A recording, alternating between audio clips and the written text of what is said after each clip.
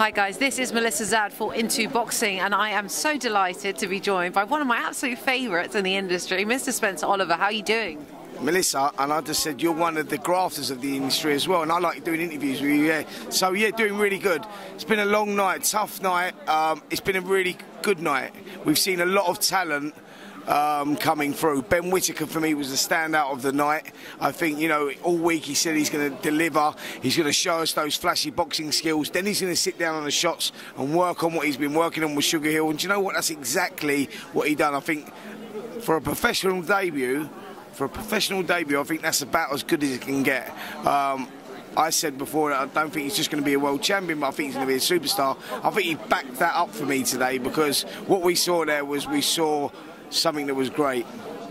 Ben Whittaker's debut was probably the best debut I have ever seen in all the years that I've watched boxing. He entertained, the movement that he demonstrated. I mean, he was like a little matador. It was incredible. Absolutely. It was insane. For a light heavyweight, you know, a guy that's weighing 12 stone 7, the way he was moving around, how nimble he was on his feet, and then the way he sat down on his shots, the shot selection and the way that he picked that last right hand, boom, landed it with precision, and yeah, it was curtains for his opponent. So yeah, I thought that was brilliant. Actually, Caroline Dubois was very good as well. Big Fraser Clark, I thought he boxed brilliantly as well. He took his time. He was in with a guy that looked like he'd just fallen out of a pub, but actually that guy could fight. Gerald Miller took him. He took Gerald Miller on points last time out. He's a tough guy, you know, and yeah, it was a good performance. Fraser took his, he was picking his shots, set the work up with a jab, landed the big right hands over the top, and got the job done. Yeah, it was just a shame that his opponent looked the way he did, because he looked like a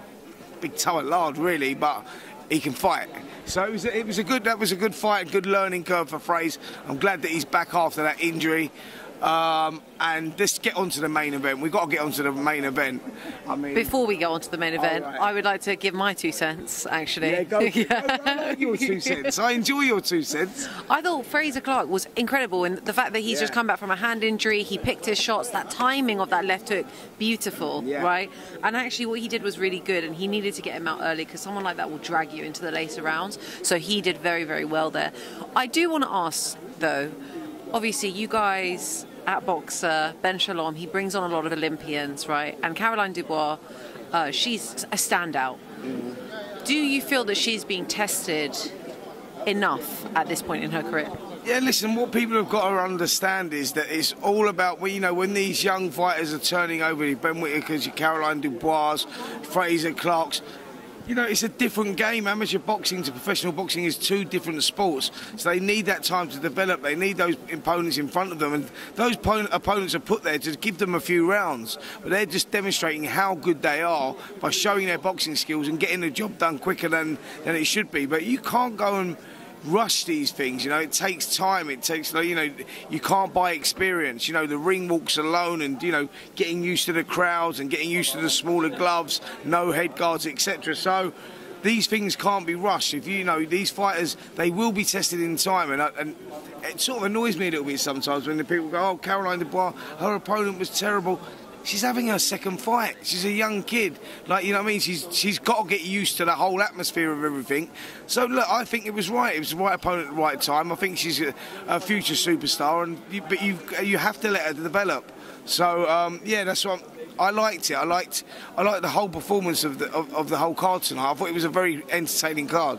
Very entertaining card. Now let's talk about that main event, because that was 12 rounds. Thank you. I've been dying to get there. You know what? Why do women always put me in my place? Yeah. That was 12 rounds of total. Adam's mum's there, and all Veronica, she puts me in my place as well. 12 rounds of toe-to-toe action in the Cruiserweight division. It was an absolute war. It was absolute war. I want to say that Savage Dan called it right. His prediction was absolutely correct. Well, it was not as good as mine, was it? Oh, maybe, yeah. I think that I called Billam-Smith on split, didn't I? But do you know what? Now it was a tough fight right from. I interviewed Chris Billam-Smith after the fight, actually, in the dressing rooms, and I said to him, "Look, Chris, well, people, I recognise it because I've been in there and I've been in those moments where you're looking at it again. He's hurt a little bit here, he's gassing a little bit here. Isaac Chamberlain presented himself and conducted himself really well, and he put in a great performance there.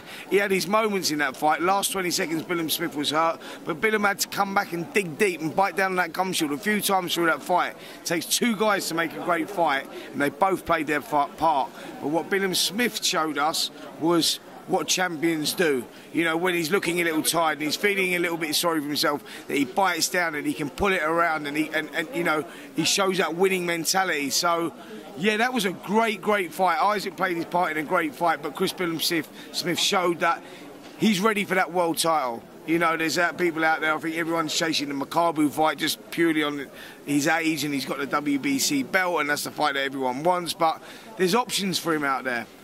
If he doesn't get that world title shot next, then he was saying he wants to come back here again.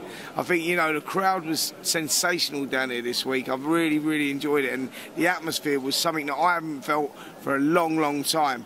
It was insane, and I'm looking forward to coming back to Bournemouth, but I thought it was a great performance by Billam-Smith.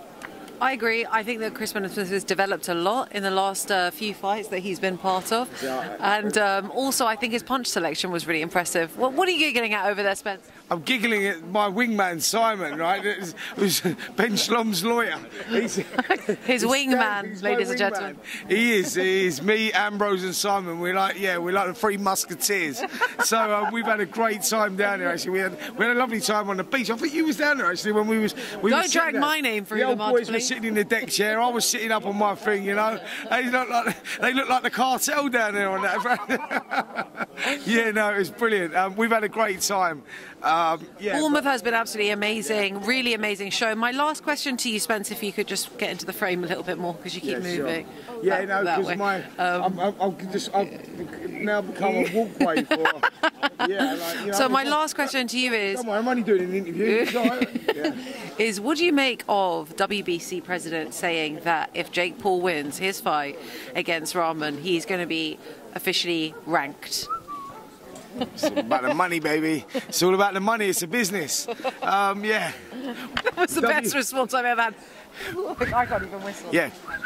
Well, it's all about the cash, baby. Yeah, I mean, Jake Paul world ranks, really. It doesn't really do the WBC a lot of good by doing stuff like that, because, you know, they're a well-respected governing body.